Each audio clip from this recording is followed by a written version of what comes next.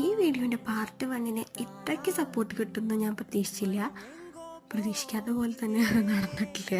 അപ്പോൾ അതിൻ്റെ ബാക്കി വീഡിയോ കണ്ടിട്ട് കാണുന്നത്. ഈ ഒരു സംഭവമാണ് നമ്മൾ വൈറ്റ് ഹെഡ്സ് റിമൂവ് ചെയ്യാൻ വേണ്ടിയിട്ട് യൂസ് ചെയ്യുന്നത് കേട്ടോ.